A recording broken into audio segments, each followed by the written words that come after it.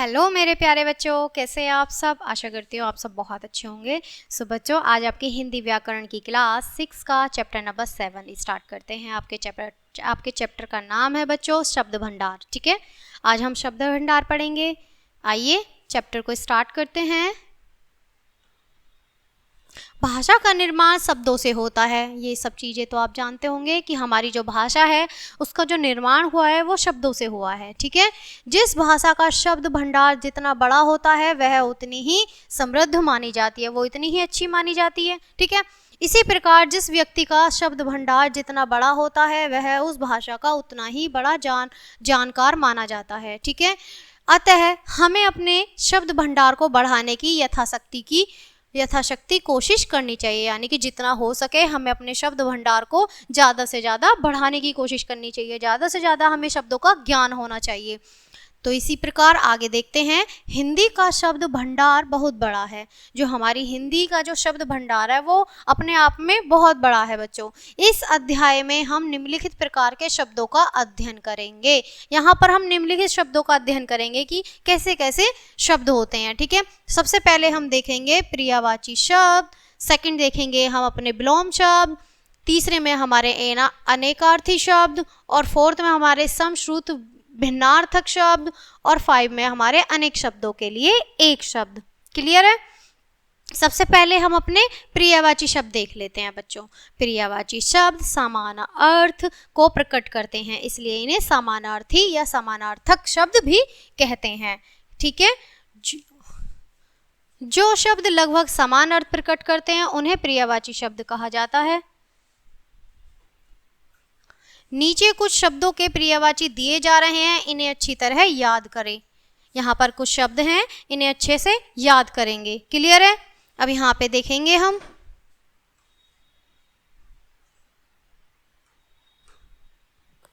सबसे पहले देखेंगे हम शब्द। यहाँ पर शब्द है हमारा कमल। ठीक है, और हम कमल को क्या कह सकते हैं? प्रियवाची। प्रियवाची बच्चों एक तरीके से हम आम भाषा में ये कह सकते हैं कि एक नाम के अनेक नाम। अगर हम जिसका एक नाम है उसके अनेक नाम हो सकते हैं। जैसे फॉर एग्जाम्पल आँख। अब हमारी आँखें हैं, हम आँख को नैन, नेत्र, ठीक है, ये भी बोल सकते हैं। तो एक शब्द का जो भी हमारे अनेक शब्द बन जाते हैं उन्हें प्रियवाची शब्द कहते हैं, जो समान अर्थ का रूप प्रकट करते हैं। तो सबसे पहले हम देखेंगे यहाँ कमल है। कमल को हम अरविंद, जलज, नीरज के नाम से संबोधित कर सकते हैं। ठीक है, गणेश। अब यहाँ गणेश जो हैं, जो भगवान जी हैं गणेश, उनका नाम है गजानन, लंबोदर, विघ्न, विघ्नेश। ठीक है, विघ्नहर्ता भी कह सकते हैं उन्हें, विघ्नेश। क्लियर है। आगे देखेंगे घर। घर को हम गृह, धाम, सदन कह सकते हैं। जल। जल को क्या कहेंगे बच्चों? हम अंबु, वारी, सलिल। ठीक है, अब यहाँ पर दिन है। दिन को हम क्या कहेंगे? दिवस, वार, वासर। ठीक है, धरती। और धरती को क्या कहेंगे बच्चों? हम धरा, पृथ्वी, वसुधा। धरा, पृथ्वी, वसुधा। ठीक है, यहाँ पे है पक्षी। पक्षी को क्या कहेंगे हम? खग, पंछी, विहग। ठीक है, खग, पंछी, विहग, इन्हें हम अपने पक्षी को कह सकते हैं। अब हम पिता के लिए क्या कहेंगे बच्चों? हम जनक, बाप, पृथ। ठीक है, अब इधर आ जाते हैं, यहाँ भी प्रियवाची हैं। गंगा। गंगा को क्या कहेंगे बच्चों? हम भागीरथी, सुरसरिता, जाह्नवी। ठीक है, ये हम गंगा को कह सकते हैं, हमारी गंगा के नाम है। गाय। गाय को क्या कहेंगे हम? गो, धेनु, सुरभि। ठीक है, गो, धेनु, सुरभि, ये हमारी गाय के नाम है। घोड़ा। घोड़े को क्या कहेंगे हम? अश्व, तुरंग, बाजी। ठीक है, ये हम अपने घोड़े को कह सकते हैं। तालाब। तालाब को क्या कहेंगे बच्चों? ताल, जलाशय, सरोवर। क्लियर है। अब धनुष। धनुष को क्या कहेंगे बच्चों? हम चाप, धनु, धनवा।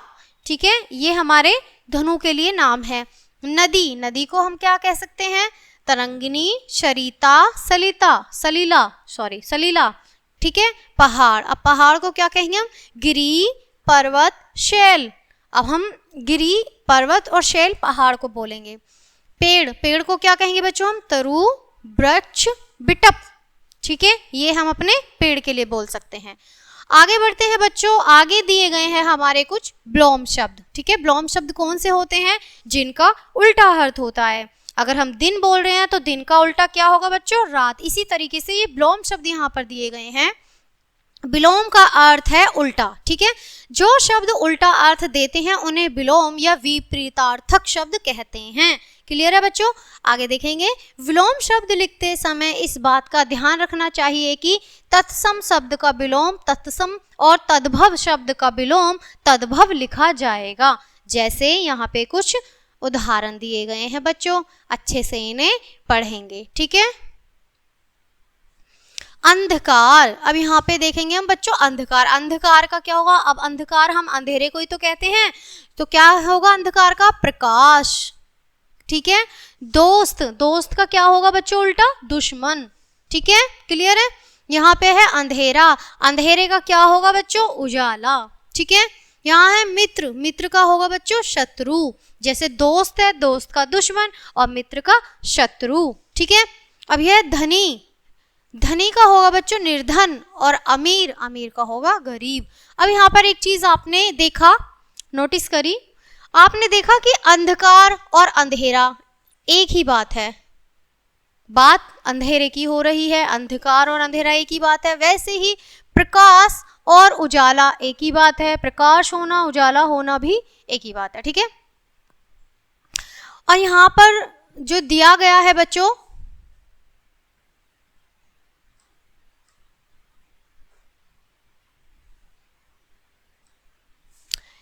एक चीज और हम आपको क्लियर करेंगे। यहाँ पर अंधकार दिया गया है, अंधकार है, किसी कमरे को हमने बंद कर दिया है तो क्या होगा? वहां अंधकार हो जाएगा पूरा, ठीक है। और प्रकाश, प्रकाश होगा अगर हम वहां पर लाइट प्रकाशित कर दें, यानी लाइट जल जाए तो क्या होगा कि उजाला हो जाएगा। और अंधेरा, अंधेरा है बच्चों जो प्राकृतिक अंधेरा होता है, और उजाला जो सूर्य की किरणों से उजाला होता है। तो ये इस तरह से दे रखा है, ठीक है। आगे बढ़ेंगे। नीचे कुछ शब्द और उनके विलोम शब्द दिए जा रहे हैं, इन्हें अच्छी तरह से याद कर लीजिए बच्चों। ये जो विलोम शब्द हैं आपके, ये कुछ याद करने योग्य है, ठीक है। तो अच्छे से इन्हें एक बार हम पढ़ेंगे। आवश्यक, आवश्यक का उल्टा होगा बच्चों अनावश्यक, ठीक है। उत्थान का होगा पतन, उपकार का होगा अपकार का होगा उपकार, कच्चा पक्का, कीर्ति अपकीर्ति, घृणा प्रेम, जड़ चेतन, उचित का होगा अनुचित, उत्तम का होगा अधम, उपयुक्त का होगा अनुपयुक्त, कड़वा मीठा, खरा खोटा, छोटा बड़ा, जय पराजय, ठीक है। अब यहाँ पर देखेंगे उतार चढ़ाव, उदार अनुदार, ठीक है। ऊंचा नीचा, कठिन सरल, गुण दोष, जन्म मरण, छल और निश्छल, ये आपके कुछ शब्द हैं और उनके उल्टे अर्थ हैं, ठीक है, विपरीतार्थक अर्थ हैं। आगे देखेंगे बच्चों। अब हमारा अगला है अनेकार्थी शब्द, ठीक है। अनेकार्थी शब्द पढ़ेंगे अच्छे से। अनेकार्थी का अर्थ है अनेक शब्द देने वाला, ठीक है। जिस शब्द के एक से अधिक अर्थ होते हैं अनेकार्थी शब्द कहते हैं उनको। क्लियर है? आगे देखेंगे। किसी शब्द का प्रयोग ही उसके अर्थ भेद को प्रकट करता है। जैसे कल, शब्द के विभिन्न संदर्भों में से अर्थ देखिए। अब कल के लिए भी बहुत सारी चीजें दी गई हैं यहाँ पर उदाहरण दिए गए हैं। कल शनिवार था, ठीक है। अब ये है हमारा बीता हुआ दिन। क्लियर है? यहाँ कल का प्रयोग हो रहा है। तुम कल मुझसे अवश्य मिल लेना। अब ये आने वाले कल के लिए है, बात कल के लिए ही हो रही है, लेकिन जो पहले बात हुई हमारी बीते हुए कल के लिए, और अब जो बात हुई है वो हुई है हमारी आने वाले कल के लिए, ठीक है। इस नगर में बहुत कल कारखाने हैं। यहाँ बात हो रही है कल कारखाने मशीन की, ये भी कल है, ठीक है। मुझे दर्द के कारण रात भर कल न पड़ी। अब ये कल जो कहा गया है यहाँ पर प्रयोग किया गया है चैन के लिए, कि कहते हैं ना हम आम भाषा में कि मुझे कल नहीं लगी, इस चीज़ को करना था लेकिन मुझे वो करे बगैर कल नहीं लगी। तो ये कल हमारा जो यूज़ हो रहा है, जो प्रयोग किया गया है वो चैन के लिए, ठीक है। और ये यहाँ पर जो कल किया गया है ये मशीन के लिए, और यहाँ जो हमारा कल इस्तेमाल हुआ है, प्रयोग किया गया है, वो बीते हुए दिन के लिए और आने वाले दिन के लिए, ठीक है। तो आपने देखा कि कल शब्द के जो विभिन्न संदर्भ हैं उसके विभिन्न अर्थ हम किस तरीके से उन्हें प्रयोग करते हैं। नीचे कुछ अनेकार्थी शब्द और उनके अनेक अर्थ दिए जा रहे हैं, इन्हें अच्छी तरह से याद कीजिए। अब यहाँ पर भी कुछ दिए गए हैं उदाहरण में, उन्हें अच्छे से हम याद करेंगे। सबसे पहले हम उन्हें अच्छे से पढ़ लेंगे बच्चों, ठीक है। अब यहाँ पर है सबसे पहले अनेकार्थी शब्द है हमारा अक्षर, ठीक है।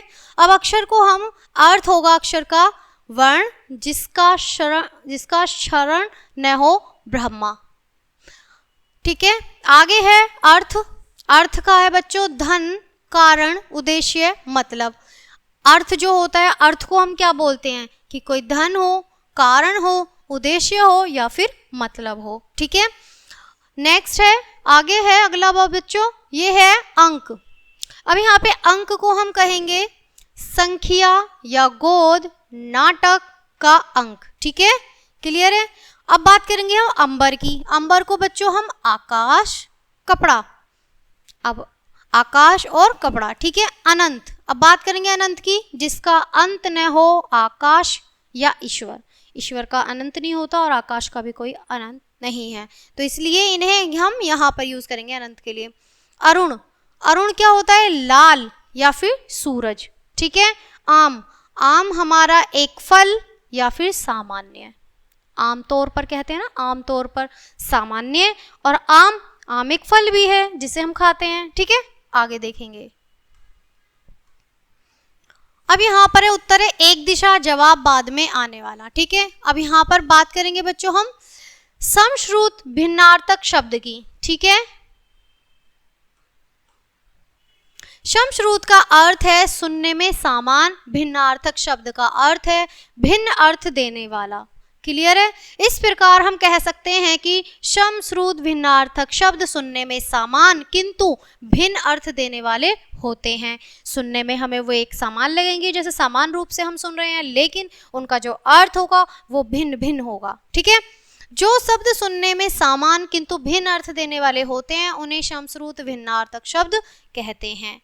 नीचे कुछ समश्रुत भिन्नार्थक शब्द और उनके अर्थ दिए जा रहे हैं, इन्हें अच्छी तरह से याद कर लीजिए। ठीक है, यहाँ पे कुछ शब्द हैं और अर्थ हैं। आइए सबसे पहले उन्हें हम अच्छे से रीड कर लेते हैं, पढ़ लेते हैं। ठीक है, आइए।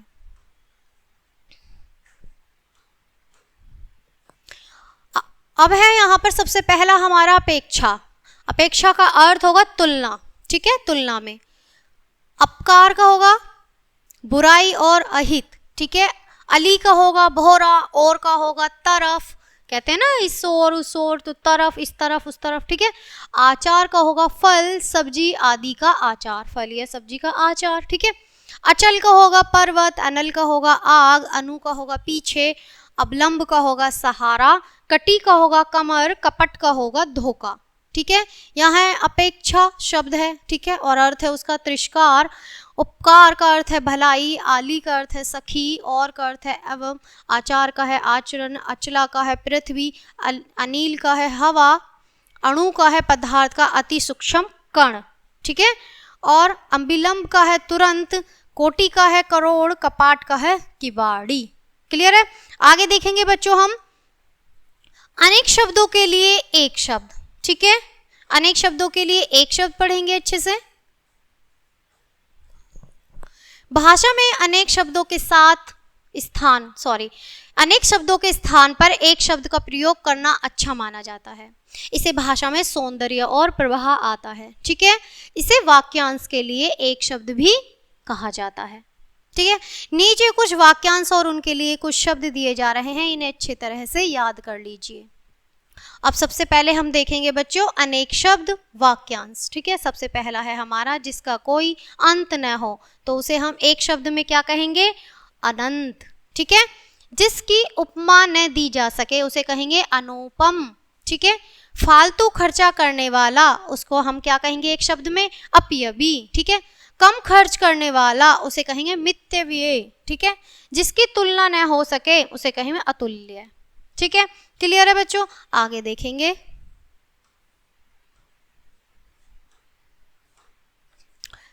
जो दिखाई न दे उसे कहेंगे अदृश्य, जो कभी न मरे उसे कहेंगे हम अमर, जिसके आने की तिथि ज्ञात न हो उसे कहेंगे अतिथि, जिसके सामान दूसरा न हो उसे कहेंगे अद्वितीय। ठीक है, जिसकी कोई सीमा ना हो उसे कहेंगे हम असीम। सो बच्चों आपको शब्द भंडार कैसे लगे, आई होप आपने एंजॉय किया होगा और अच्छे से समझ आया होगा। इसी के साथ ये जो पार्ट आपका यहीं खत्म होता है। मिलती हूँ मैं आपसे नेक्स्ट पार्ट में नेक्स्ट वीडियो के साथ। तब तक के लिए bye bye and thanks for watching.